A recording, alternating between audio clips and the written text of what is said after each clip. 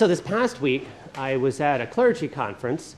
The Episcopal Diocese of New York had an annual gathering of its priests, something we do every year, but we hadn't been able to do it in a couple of years because of COVID.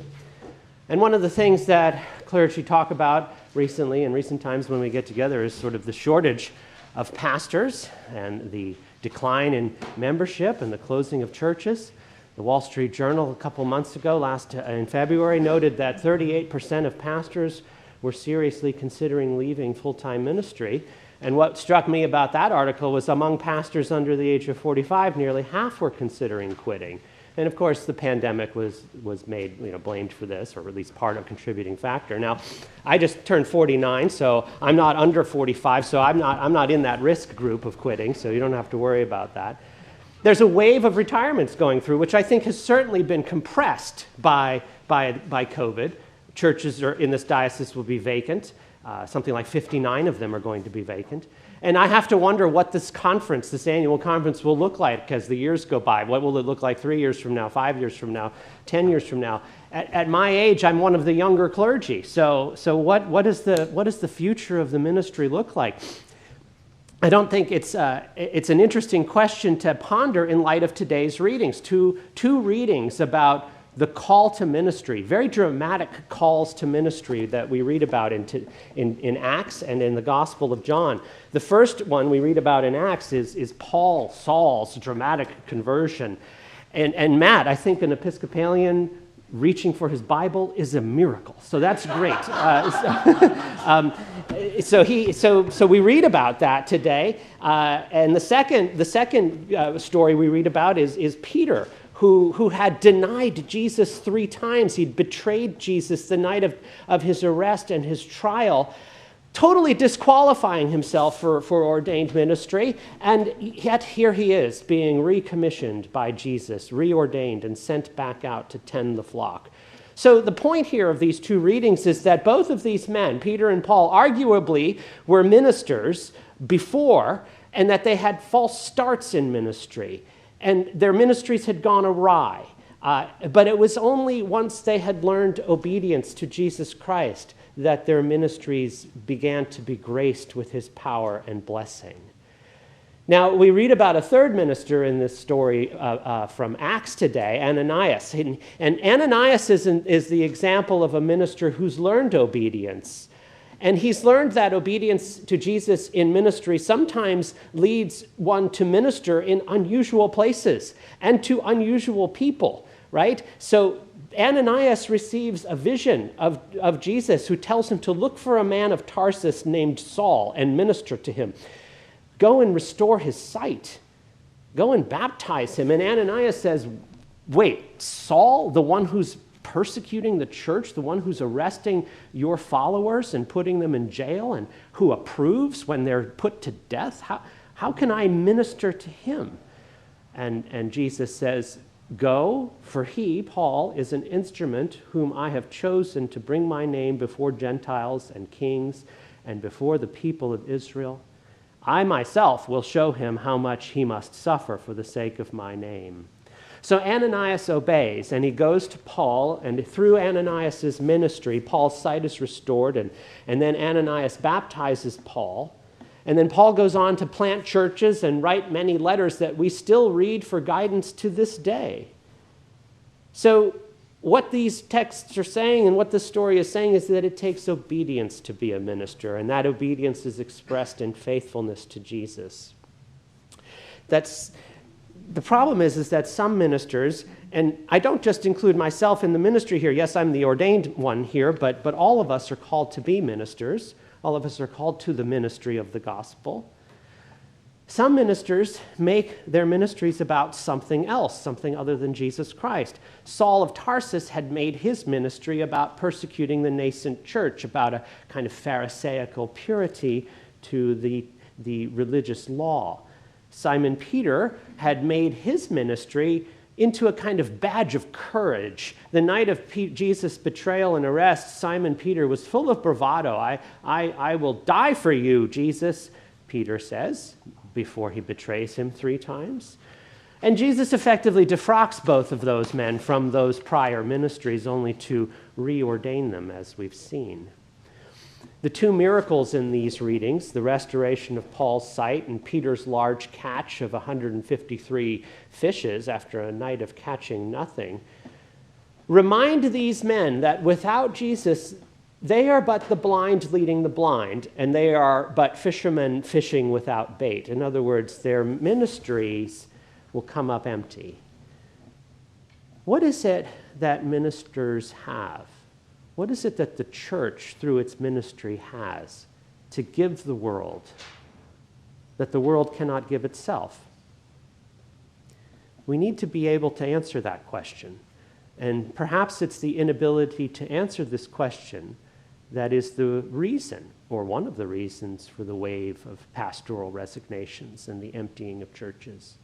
Everyone wants to blame COVID, but maybe it's not COVID. Everybody wants to talk about shifting demographics, but maybe it's not shifting demographics. Maybe it's not that the fish have stopped biting. Maybe it's that, like Paul, we're carrying the wrong credentials from the wrong chief priest, right? Paul has his credentials from the chief priests in Jerusalem, and they're all about hatred, and they're all about arrests and condemnation. It's only when Paul starts to carry the credentials from the high priest Jesus Christ that his ministry bears fruit. That's because Jesus is the high priest, and we need to be his faithful ministers. The reading from Revelation today gives us an otherworldly image of Jesus, this high priest, a picture of Jesus that takes place out of time and out of space. And one of the things I like about the reading from Revelation today is it's not just men and women who are praising Jesus, but all creatures who are praising Jesus. It's as if the animals, and I'm going to talk about my puppy again. It's as if the animals have learned to speak. And what have they learned to speak? They've learned to sing praises to God, right? I look at my puppy and I'm like, you can talk, can you? I mean, you should be able to talk. And I think one day he will be able to talk, and he will be able to sing praises to Jesus Christ, because that's the image that we're given of our high priest in heaven, one that all creation sings praise to.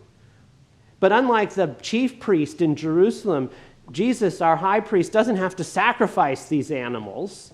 He's offered himself once and for all. And that's not just an idiomatic expression meaning complete. It means that Jesus died once, he sacrificed himself once, and he died for everyone, you and me. And I think it's that kind of self-sacrificing love that the church has to offer the world, and that the world, no matter how much it loves itself, can't ever give itself. It can't give itself that kind of otherworldly self-sacrificial love. But that's exactly what you and me as ministers of the gospel have to offer the world. And so that's why Jesus has this colloquy with Peter 3 times, this exchange about love. There's a lot packed in these readings today, but I would be remiss if I didn't emphasize this exchange, because it's happening during Peter's recommissioning. It's happening during his reordination as an apostle. Jesus asks Peter if he loves him. And the Greek word there is agape, which is, do you love me, Peter, with this kind of self-sacrificial love? Do you love me in that way? And Peter says, no. Peter says, yes, I love you, but I love you with philo. I love you with brotherly love. And I can't love you with that self-sacrificial love. You know I can't. So Jesus repeats this exchange 2 more times. Peter answers 2 more times, yes, I love you. The 3rd time Jesus asks Peter if Peter loves him, Jesus comes down to his level and says, fine, you say you love me with brotherly love, but do you really love me with brotherly love? And that stings. That's a slap in the face to Peter, because Peter knows that he failed even to love Jesus with that brotherly love. He denied knowing him 3 times. So here we have an example of love, brotherly love, and a man who can't even offer that. Peter knew he had failed. And so what does that tell us as Christians, as ministers? Well, forget the self-sacrificial love. That's a bar too high. That's a bridge too far. But we can't even trust ourselves necessarily to offer the brotherly love. The love, where does it come from then? It has to come from Christ. It has to come from Christ through us, and that's what the ministry is. This radiance of love of Christ coming through his ministers, through his church to the world. And it's that self-sacrificial love, that agape love, that we're called to minister. So Jesus tells us at the end here, he says to Peter, his last words to Peter are, "Follow me," which is exactly what we need to do. The church needs to follow Christ. And then we have to feed his sheep. That's what we need to do as a church. We need to follow Christ, and then we need to feed his flock, which means start a food pantry, right? I mean, that's what this is talking about. Well, yes, it is talking about a food pantry. It's talking about a community garden. It's talking about feeding the homeless. It's talking about all of those acts of charity, those corporal works of mercy. But what kind of love does that show? Is that the self-sacrificial love, which comes from Christ, or is that the brotherly love? I think it's the brotherly love, and it's good love. But if that's all we think we're called to do, we're missing the mark. We're falling short, and we can easily start to lose sight of Christ. The Pharisees were pretty good at that kind of brotherly love. We have to love with the agape love, which means we have to feed the world with Christ himself. And Jesus brings this all home when he serves the disciples breakfast on the seashore. He says, "Come and have breakfast." So he's showing brotherly love there. He's feeding their hungry stomachs. And immediately they recognize him because it's kind of a communion meal. And they know he is the Lord. But they also know that elsewhere he's said to them, "I am the living bread that came down from heaven. If anyone eats of this bread, he will live forever. And the bread that I will give for the life of the world is my flesh." And so that's what the church has to give that the world cannot give itself. When Jesus says, "Feed my sheep," he's calling all of us, all of his shepherds, to be faithful in the one needful thing, the one thing we really have to do, which is to preach the gospel, to preach the story of Christ's flesh being given as food for eternal life. And so a church that's losing pastors and a church that's losing its flock needs to ask itself and needs to answer honestly if it is still being obedient to this call. Amen.